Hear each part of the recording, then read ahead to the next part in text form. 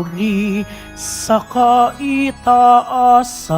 siya'y papurihan, ngayon at magpakailanman. Sa ngalan ng Ama at ng Anak at ng Espiritu Santo, Amen. sumainyo ang Panginoon. At sumaiyo rin. Mga kapatid, aminin natin ang ating mga kasalanan upang tayo'y maging marapat gumanap sa banal na pagdiriwang.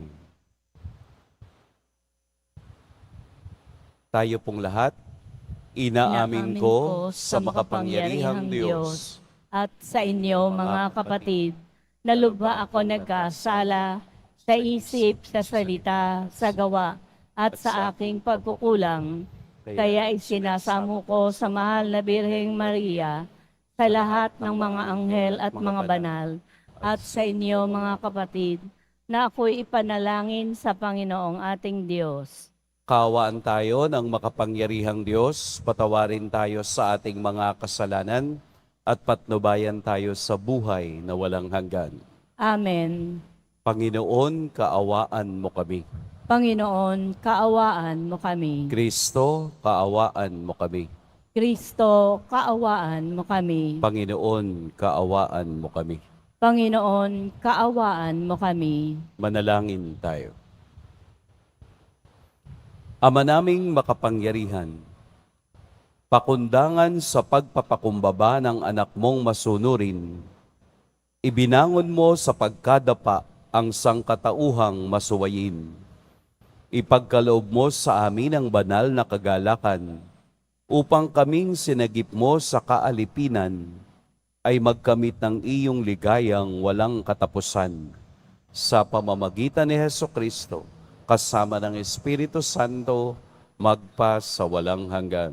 Amen. Magsiyo po muna po ang lahat.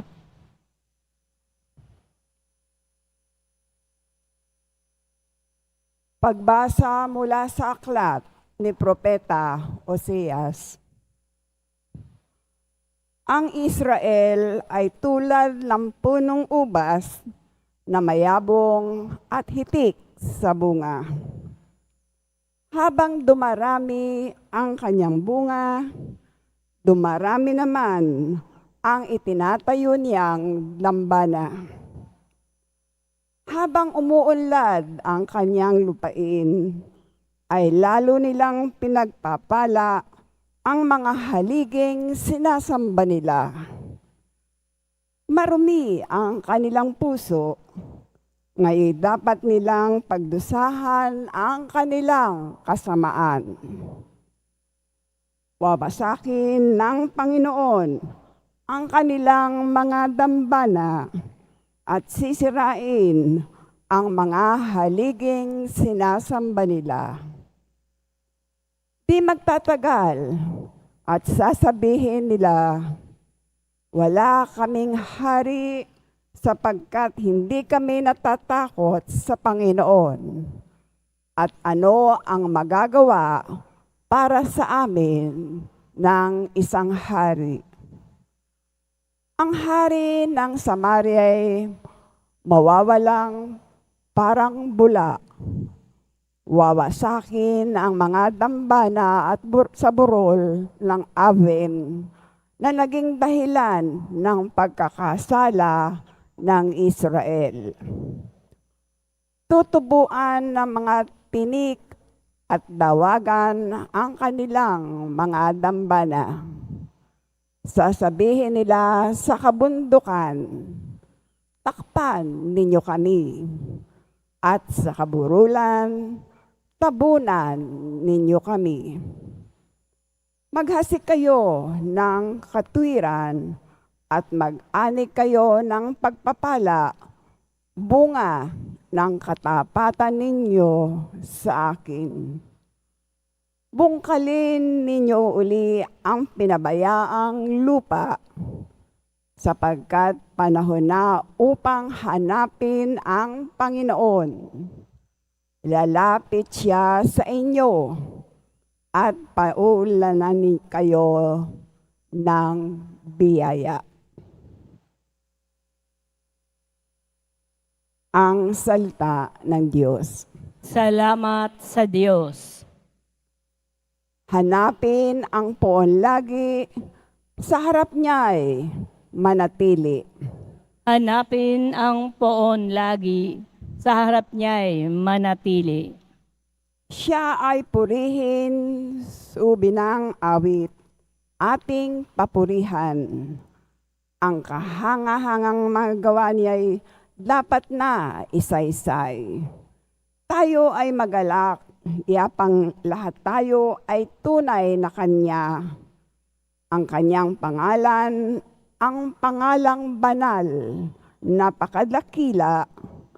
Lahat ng may nais maglingkod sa poon, dapat na magsaya. Hanapin ang poon lagi, sa harap niya manatili. Siya ay hanapin at ang kanyang lakas ay siyang asahan. Siya ay hanapin upang mamalagi sa kanyang harapan. Ating gunitain ang kahanga-hanga niyang mga gawa, ang kanyang paghatol, gayon din ang kanyang ginawang himala. Hanapin ang poon lagi, sa harap niya manatili. Ito'y nasaksihan ng mga alipit anak ni Abraham. Gayon din ang lahat ng anak ni Jacob na kanyang hinirang. Ang Panginoong Diyos ay ang Panginoon. Siya ang ating Diyos. Sa kanyang paghatol ay ang nasasaklaw, buong sansinukob. Hanapin ang poon lagi, sa harap niya manatili. Magsitayo na po ang lahat.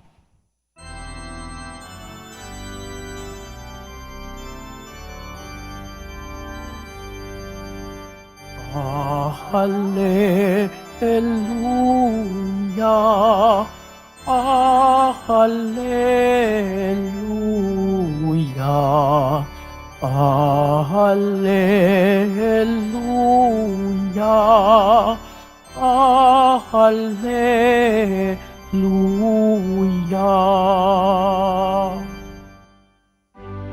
Ang Diyos ay maghahari na, talikdan ang tanang sala,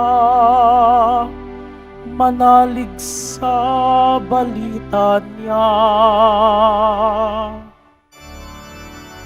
Hallelujah, Hallelujah,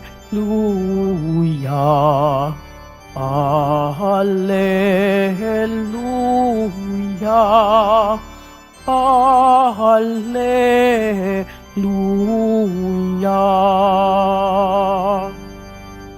Sumainyo ang Panginoon.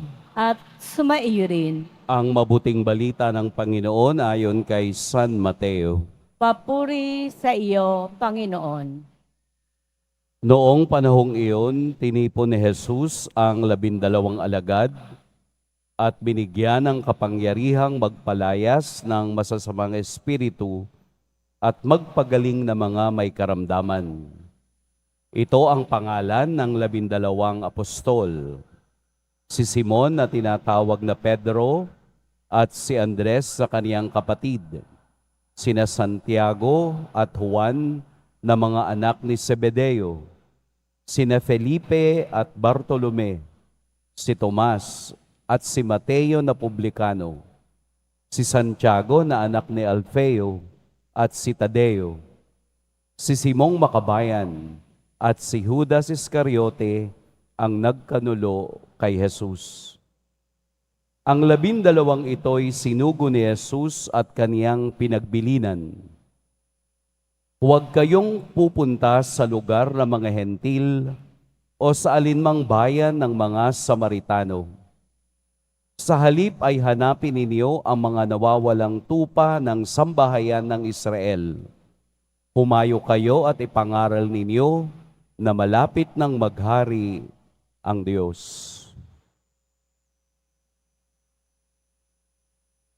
Mga kapatid, ang mabuting balita ng Panginoon. Pinupuri ka namin, Panginoong Heso Kristo. Magsiyo po muna po ang lahat. Magandang umaga po sa lahat. Welcome po sa tahanan ng ating Poong Jesus Nazareno, ang tahanang bukas para sa lahat. Sa Ebanghelyo ngayong umaga, narinig natin kung sino-sino ang pinili ni Jesus upang kaniyang maging unang alagad o simply apostles. Ito ay hudyat na mayroong isinusugo si Jesus upang sumaksi sa kapangyarihan at habag ng Diyos. Marahil ito ang tugon ni Jesus nang makita niya kahapon sa ating ebanghelyo ang napakaraming taong sumusunod sa Kanya at siya ay nahabag dahil sila'y mga lito at nalulupaypay at parang mga tupang walang pastol. At sa ating ebanghelyo ngayon, ipinakita ni Jesus ang pagmamahal niya sa mga taong nangangailangan ng panibagong pananaw ukol sa awa at pag-ibig ng Diyos.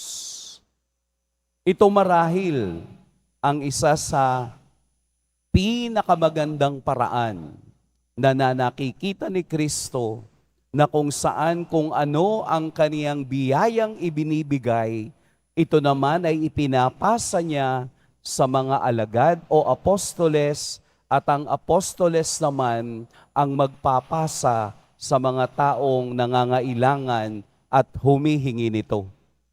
Kung inyong mapapansin kung ano ang ginawa ni Kristo, nagpagaling ng may sakit, nagpalayas ng mga masasamang espiritu, at nagpahayag ng mabuting balita, ito rin ang kanyang ibinibigay sa kanyang unang apostoles. Ang salitang apostoles ay one who is sent. Siya na ipinadala. Ito ay originally ginagamit sa mga vassal emissaries, yung bang naglalakbay sa barko. Totoo naman, dahil ang mga alagad na ito na binanggit ay tumawid ng mga dagat at ilog, tumawid at pumunta sa iba't ibang lugar upang isabuhay ang pagtawag ni Jesus sa kanila. Sila na ipinadala. At sa pagpapadala ni Jesus, ang kanilang buhay ay naging saksi sa pag-ibig at awa, kapangyarihan at pagkadiyos ni Jesus. At ang mga misyonerong ito, ang mga unang alagad na ito, ay wala nang nakabalik sa kanilang sariling bayan. Kung saan sila nagpunta, kung saan sila ipinadala ng Espiritu, doon ang kanilang katapusan. Makikita natin sa Ebanghelyo, sa ikalawang bahagi, na huwag kayong pumunta sa lugar ng mga hentil, so alinmang bayan ng mga Samaritano. Pinauuna muna ni Jesus na bigyan ng halaga ang mga Israelita, ang bayang tinawag ng Diyos na hindi naniniwala sa Kanya bilang Diyos na sinugo ng Ama. Kaya ang mga alagad na ito, ang mga apostoles na ito, ay nagpahayag sa mga tupa o Israelita na nawawala sa kawan ng Diyos. Marami po tayong misyonero. Ang tawag po natin doon ay ad extra, yung mga lumalabas, isinusugo upang ipahayag at upang ipakita ang pagmamahal at kapangyarihan ng Diyos.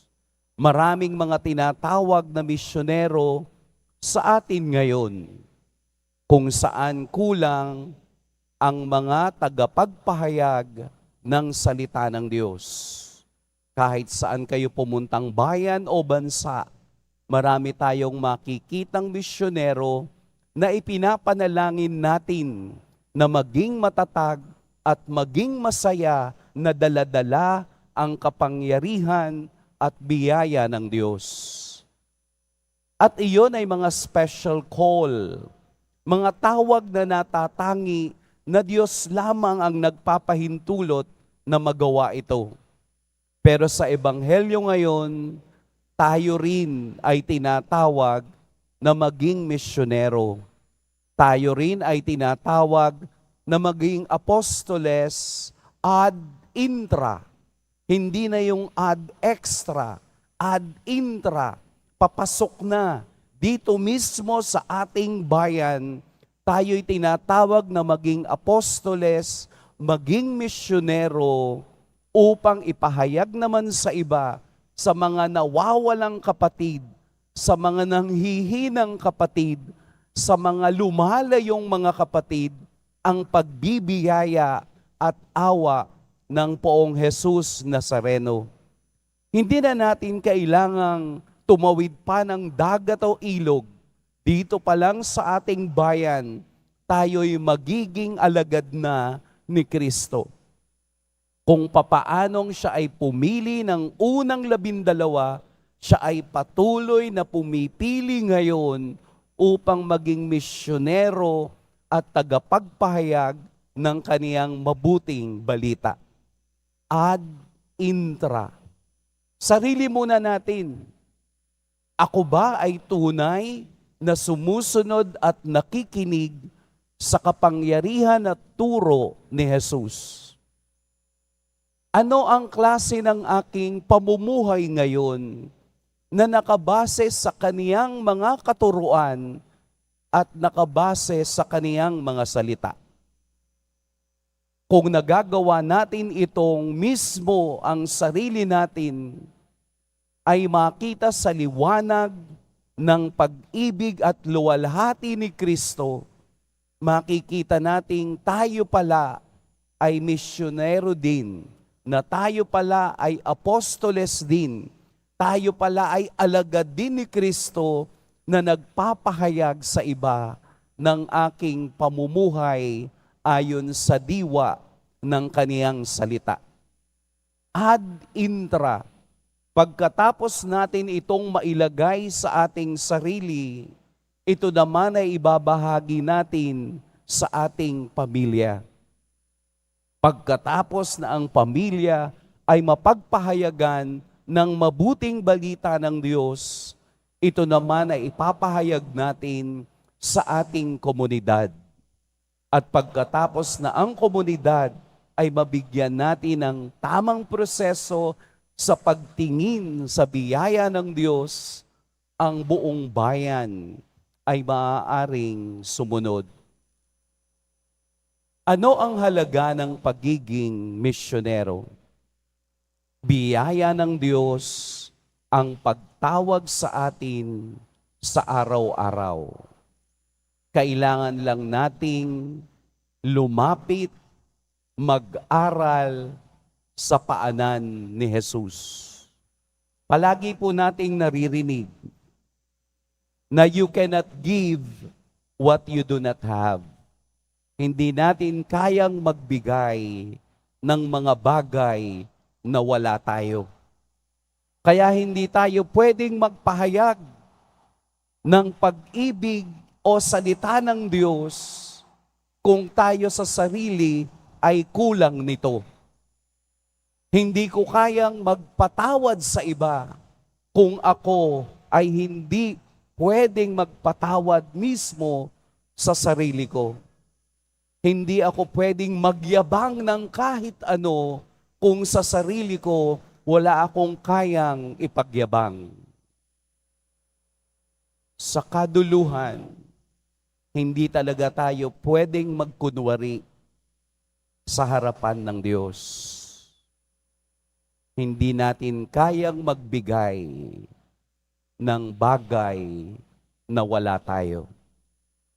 Ang unang alagad upang maibalita nila ang tunay na pakay ng Diyos sa bayan, ang kaligtasan. Sila muna ay sumunod, nag-aral, kinilala si Jesus upang sila ay mayroong maibigay sa iba. Upang sila ay may maibahagi sa iba. Upang sila ay mamuhay ayon sa forma ng Diyos. Dahil kahit hindi ka magsalita, kung namumuhay ka ayon sa diwa ng kabanalan ng Diyos, magniningning sa sarili mo at buhay mo ang kapangyarihan at biyaya ng Diyos.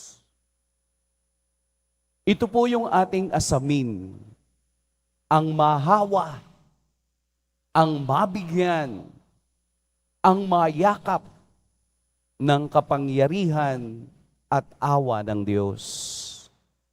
Para tayo naman ay handang magbigay ng kaparehong awa at pag-ibig sa iba. Yun po ang tunay na alagad ng Diyos. Pagpalain tayo ng poong may kapal. Magsitayo na po ang lahat.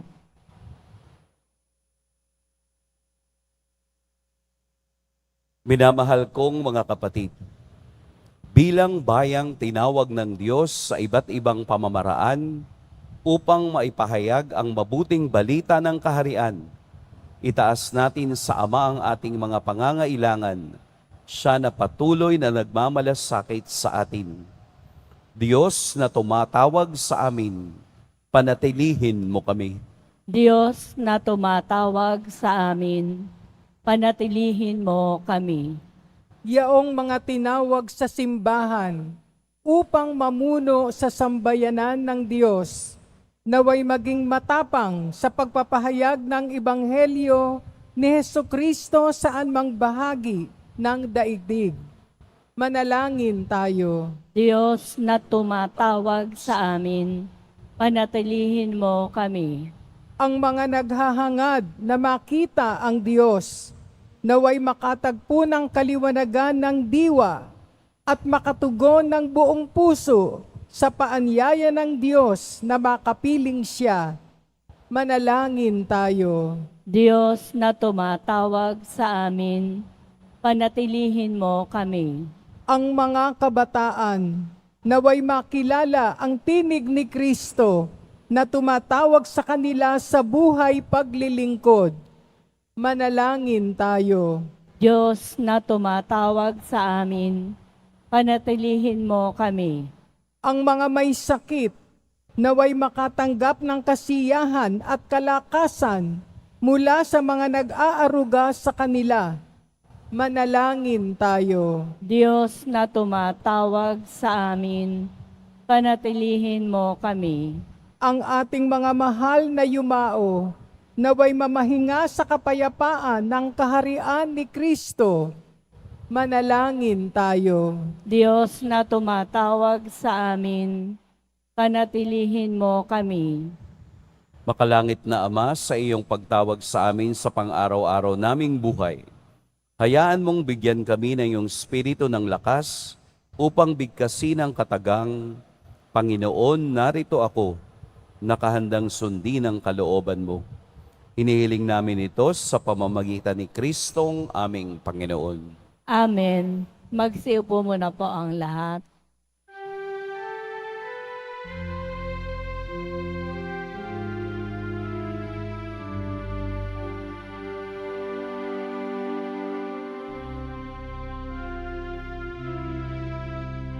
Itong alak at tinapay ay handog sa'yo, Ama. Ito'y bunga ng aming gawang iyong pinagpala. Sumasamo ang iyong bayang tanggapin iyong basbasan nang sa amin maging tunay na katawat dugo ng iyong anak. Magsitayo na po ang lahat. Manalangin kayo mga kapatid upang ang paghahain natin ay kalugdan ng Diyos amang makapangyarihan. Tanggapin nawa ng Panginoon itong paghahain sa iyong mga kamay, sa kapurihan niya at karangalan sa ating kapakinabangan at sa buong sambayanan niyang banal. Ama naming lumikha, ang paghahain namin sa iyong ngalan ay siya nawang sa aming dumalisay upang ito ay maging pagganap araw-araw ng aming paglipat sa buhay sa kalangitan sa pamamagitan ni Hesukristo kasama ng Espiritu Santo magpa sa walang hanggan. Amen. Sumainyo ang Panginoon. At sumaiyo rin. Itaas sa Diyos ang inyong puso at diwa. Itinaas na namin sa Panginoon. Pasalamatan natin ang Panginoong ating Diyos. Marapat na siya ay pasalamatan. Ama naming makapangyarihan, tunay ngang marapat na ikaw ay aming pasalamatan. Pinagbibigyan mong ito'y aming maihayag, kahit na ito'y walang anumang maidaragdag, sa kadakilaang sa iyo ay likas. Sa pagpupuri nami ang nakikinabang, ay kami rin iyong pinakikiharapan sa pamamagitan ng iyong anak na minamahal. Kaya kaisa na mga anghel na nagsisiawit ng papuri sa iyo, nang walang humpay sa kalangitan, kami nagbubunyi sa iyong kadakilaan. Santo, Santo, Santo, Panginoong Diyos ng mga hukbo, napupuno ang langit at lupa ng kadakilaan mo, o sana sa kaitaasan.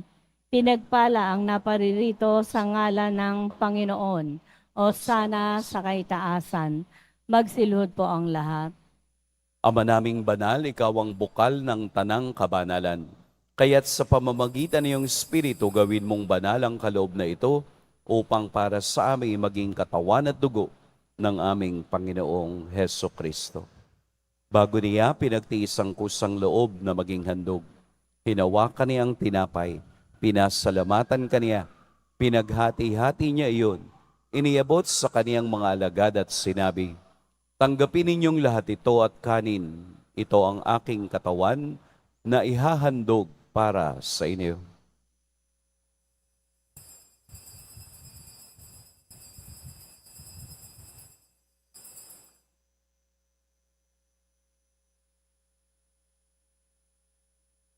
Gayun din naman noong matapos ang hapunan, hinawakan niya ang kalis, muli kaniyang pinasalamatan. Inabot niya ang kalis sa kaniyang mga alagad at sinabi, "Tanggapin ninyong lahat ito at inumin, ito ang kalis ng aking dugo, ng bago at walang hanggang tipan, ang aking dugo na ibubuhos para sa inyo at para sa lahat, sa ikapagpapatawad ng mga kasalanan. Gawin ninyo ito sa pag-alala sa akin."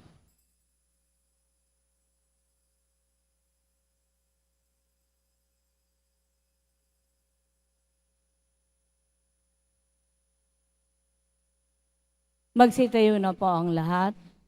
Ipagbunyi natin ang misteryo ng pananampalataya. Si Kristo'y namatay, si Kristo'y nabuhay, si Kristo'y babalik sa wakas ng panahon. Ama, ginagawa namin ngayon ang pag-alala sa pagkamatay at muling pagkabuhay ng iyong anak. Kaya't iniaalay namin sa iyo ang tinapay na nagbibigay buhay at ang kalis na nagkakaloob ng kaligtasan. Kami nagpapasalamat dahil kami iyong minarapat na tumayo sa harap mo para maglingkod sa iyo. Isinasamo namin kaming magsasalo-salo sa katawan at dugo ni Kristo ay mabuklod sa pagkakaisa sa pamamagitan ng Espiritu Santo. Ama, lingapin mo ang iyong simbahang laganap sa buong daigdig. Puspusin mo kami sa pag-ibig kay San Francisco na aming Papa at ni Jose na aming Obispo at ng Tanang Kaparian. Alalahanin mo rin ang mga kapatid naming nahimlay nang may pag-asang sila'y muling mabubuhay, gayon din ang lahat ng mga pumanaw. Kaawaan mo sila at patuloyin sa iyong kaliwanagan. Kaawaan mo at pagintapating kaming lahat na makasalo sa iyong buhay na walang wakas. Kaisa ng mahal na Birheng Maria na ina ng Diyos, ng kabiyak ng puso niyang si San Jose, kaisa ng mga apostol ni San Juan Bautista, at ng lahat ng mga banal na namuhay dito sa daigdig ng kalugod-lugod sa iyo, maipagdiwang nawa namin ang pagpupuri sa ikararangal mo sa pamamagitan ng iyong anak na aming Panginoong Heso Kristo. Sa pamamagitan ni Kristo, kasama niya at sa Kanya, ang lahat ng parangal at papuri sa iyo, Diyos, Amang makapangyarihan, kasama ng Espiritu Santo, magpa sa walang hanggan. Amen. Sa tagubili ng nakagagaling na utos at sa turo ni Jesus na Panginoon natin at Diyos, ipahayag natin ng lakas loob. Ama namin, Sumasalangit ka, sambahin ang ngalan mo, mapasa amin ang kaharian mo, sundin ang loob mo dito sa lupa para nang sa langit. Bigyan mo kami ngayon ng aming kakanin sa araw-araw, at patawarin mo kami sa aming mga sala, para ng pagpapatawad namin sa nagkakasala sa amin. At huwag mo kaming ipahintulot sa tukso, at iadya mo kami sa lahat ng masama. hinihiling namin kami iadya sa lahat ng masama. Pagkalooban ng kapayapaan araw-araw, iligtas sa kasalanan at ilayo sa lahat ng kapahamakan. Samantalang aming pinananabikan ang dakilang araw ng pagpapahayag ng tagapagligtas naming si Heso Kristo. Sapagkat iyo ang kaharian, at ang kapangyarihan, at ang kapurihan, magpakailanman. Amen. Panginoong Heso Kristo, sinabi mo sa iyong mga apostol, kapayapaan ang iniiwan ko sa inyo, ang aking kapayapaan ang ibinibigay ko sa inyo. Tunghayan mo ang aming pananampalataya at wag ang aming pagkakasala. Pagkalooban mo kami ng kapayapaan at pagkakaisa, ayon sa iyong kalooban, kasama ng Espiritu Santo, magpa sa walang hanggan. Amen. Ang kapayapaan ng Panginoon naway laging sumainiyong lahat. At sumaiyo rin. Magbigayan kayo ng kapayapaan sa isa't isa.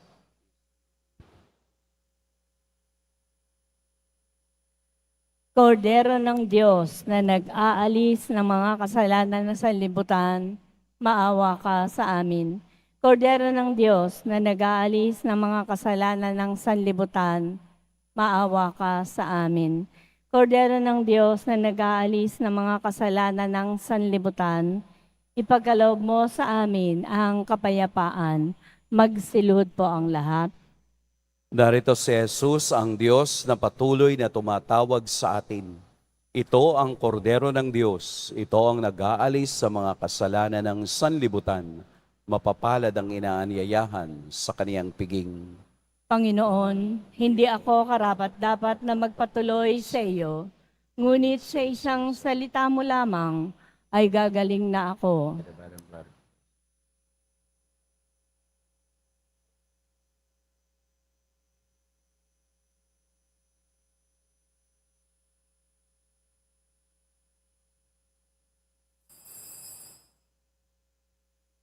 Para po sa lahat ng tatanggap ng banal na komunyon, sasagot po tayo ng amen.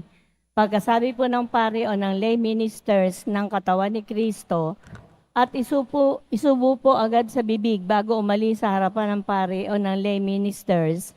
Sumunod po tayo at maraming salamat po.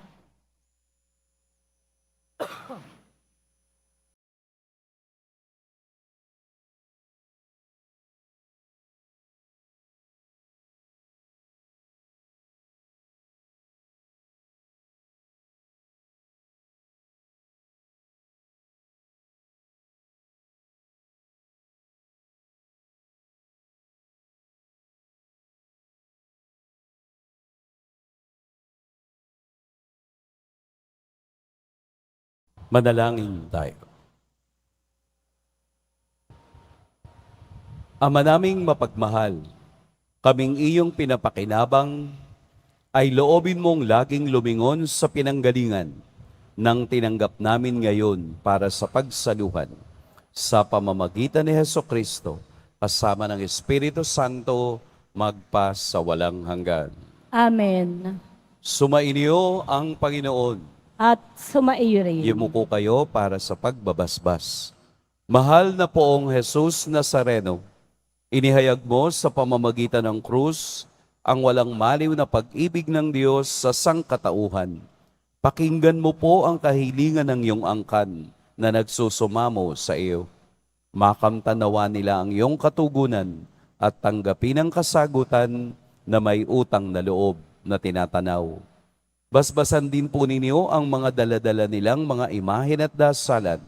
Sa pamamagitan ng bendisyon na ito, naway maalala nila ang mga pangako nila noon sa biniyag, na ikaw ang kanilang iibigin at paglilingkuran bilang Panginoon magpa sa walang hanggan. Amen. At pagpalain kayo ng makapangyarihan at mapagmahal na Diyos, ang Ama at Anak at Espiritu Santo. Amen. Tapos na ang ating pagdiriwang, humayo kayong taglayang kapayapaan ng poong Jesus Nazareno. Salamat sa Diyos.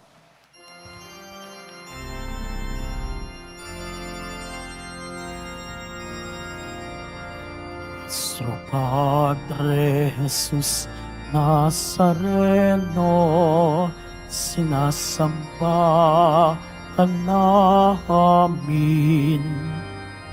Pinipintuho ka namin, aral mo ang aming buhay at kaligtasan. Nuestro Padre Jesus Nazareno, iligtas mo kami sa kasalanan. Ang krus mong kinamatayan ay sagisag ng aming kaligtasan. Nuestro Padre Jesus Nazareno, dinarangal ka namin. Nuestro Padre Jesus Nazareno, niluluwalhati ka namin. Nuestro Padre Jesus Nazareno, dinarangal ka namin. Nuestro Padre Jesus Nazareno, niluluwalhati ka namin.